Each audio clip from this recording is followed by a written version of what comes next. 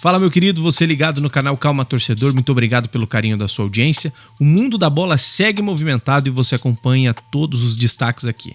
Porque aqui a gente vai além da manchete e te explica tudo o que está acontecendo no mundo do futebol. E vamos começar com essa: Bruno Guimarães é oficialmente jogador do Arsenal, pelo menos é o que diz a ESPN. O Arsenal acertou a contratação de Bruno Guimarães junto ao Newcastle na noite dessa sexta-feira. O clube londrino vai pagar 70 milhões de libras de forma fixa, podendo chegar a mais de 10 milhões de euros em bônus por metas, valor que passa os 580 milhões de reais. O contrato deve ser assinado ainda nesse fim de semana, com vínculo até 2031. Foi o próprio Bruno Guimarães que avisou o Newcastle que queria sair nessa janela, de olho em disputar a Champions League, competição que o clube inglês não vai jogar na próxima temporada. E o cenário no Newcastle só piorou nos últimos dias, com a saída repentina do técnico Ed Howe, em meio a divergências internas sobre o planejamento do elenco. Bruno Guimarães chega ao Arsenal logo depois de ter sido um dos mais criticados na eliminação do Brasil ao desperdiçar um pênalti decisivo contra a Noruega.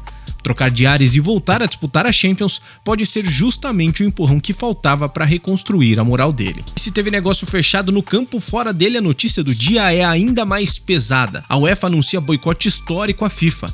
A Europa anunciou hoje um boicote à FIFA que pode mudar completamente o formato das próximas Copas do Mundo. Através do seu presidente, a UEFA confirmou que as seleções europeias vão boicotar tanto a Copa do Mundo feminina quanto a masculina, caso a entidade siga em frente com a venda de parte dos direitos do torneio para acionistas privados, negociação que já estaria em andamento. A UEFA foi taxativa, não aceita esse tipo de venda para empresas privadas e já confirmou que nenhuma seleção europeia vai disputar a Copa do Mundo Feminina de 2027, que será realizada aqui no Brasil. E o alerta vai além. Caso a FIFA não recue, a ameaça inclui também a ausência das seleções europeias na Copa de 2030, sem a participação sequer nas eliminatórias e em qualquer data FIFA daqui para frente. Um imbróglio gigantesco que pode redesenhar completamente o calendário do futebol mundial nos próximos anos. Voltando para o campo, o mercado segue fervendo e Vini Júnior continua sendo o assunto mais quente envolvendo o Real Madrid. Vini Júnior é criticado pelo Marca e segue pressionado pelo Real Madrid. A novela Vinícius Júnior ganhou mais um capítulo e dessa vez pendendo para o lado espanhol. O jornal Marca, principal veículo esportivo da Espanha, publicou uma matéria dura criticando a postura do brasileiro na negociação com o Real Madrid. Com o Arsenal fazendo ofertas cada vez mais agressivas, o jornal aponta que Vini não tomou nenhuma atitude pública, não conversa abertamente com o clube nem com a imprensa sobre continuar ou não no Real Madrid, dando a entender que estaria usando esse silêncio como forma de pressionar por mais dinheiro. A reportagem chega a mencionar que ele segue de férias, aparentemente sem pressa nenhuma em resolver a situação, o que deixou a torcida espanhola bastante indignado. Isso reforça o que a gente já havia comentado aqui nos últimos dias. A queda de braço financeiro entre Vini e Real Madrid segue ainda longe de um desfecho. E outro nome badalado do mercado também pode estar próximo de resolver o seu impasse, dessa vez rumo ao Barcelona, porque a equipe catalã subiu a oferta e fica próximo de fechar com Julián Álvares. Depois de meses de outra novela, finalmente pode ter essa luz no fim do túnel. Segundo Fabrício Romano, o Barcelona subiu a oferta pelo argentino Julián Álvares para 100 milhões de euros. O Atlético de Madrid havia recusado a primeira proposta, principalmente pelo fato de o confronto ter acontecido justamente contra o Barça na Champions. Mas o cenário mudou.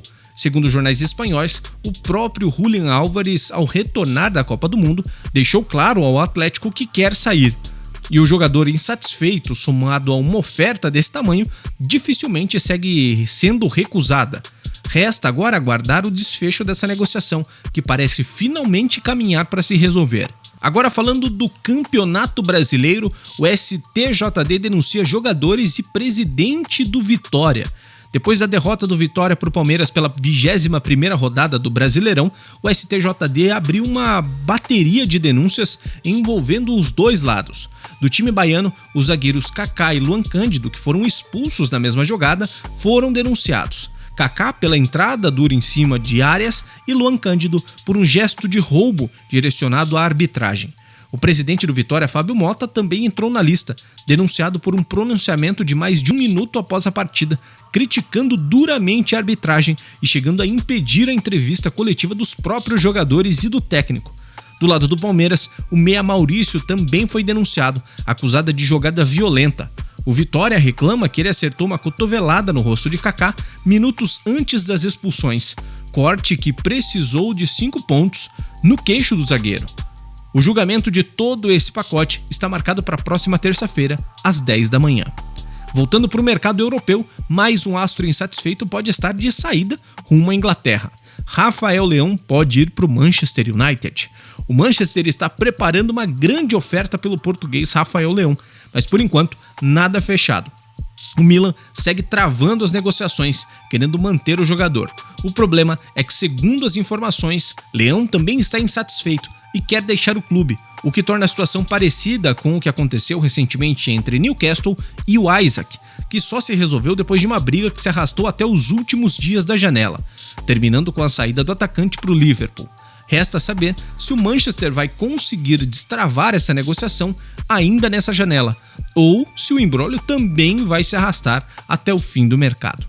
E o Chelsea, esse já resolveu uma contratação e tanto, bem fora dos padrões de reforços que o clube vinha buscando. O Chelsea anunciou a contratação surpresa de Welbeck. O Chelsea oficializou a contratação do atacante Danny Welbeck, de 35 anos, que estava no Brighton.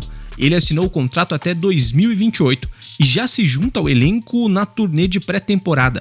Depois de 6 temporadas no Brighton, onde se tornou o maior artilheiro da história do clube na Premier League, com 14 gols e 2 assistências só na última temporada, o Welbeck agora reforça um dos grandes clubes ingleses, onde já teve passagem também pelo Manchester United e pelo Arsenal. O que chama atenção é justamente o perfil da contratação. Desde a chegada do grupo ao Blue Co em 2022, o Chelsea vinha priorizando reforços bem jovens, com um dos elencos mais novos da Premier League. A contratação de um veterano como o Welbeck partiu de um pedido direto do técnico Xabi Alonso, que já vinha dizendo publicamente que o time precisava de mais equilíbrio e experiência. E fechando o bloco de mercado, a novela envolvendo o Thiago Almada segue esquentando na América do Sul. Mesmo com o Flamengo em vantagem na negociação, oferecendo cerca de 30 milhões de euros por 100% dos direitos, o River Plate não desistiu de Thiago Almada. Segundo a ESPN, a diretoria do clube argentino está preparando uma nova investida, ainda acreditando que pode melhorar a proposta apresentada ao Atlético de Madrid. Além da diferença financeira em relação ao Flamengo, o River também trabalha para oferecer um contrato salarial superior ao que o jogador recebe hoje, fator que pode pesar na decisão final do argentino. Segue então essa queda de braço entre o clube carioca e o clube de Buenos Aires pela contratação do meia. E para fecharmos mais esse vídeo, Ancelotti fala sobre a eliminação e o momento de Neymar. Vamos conferir o que disse o Mister.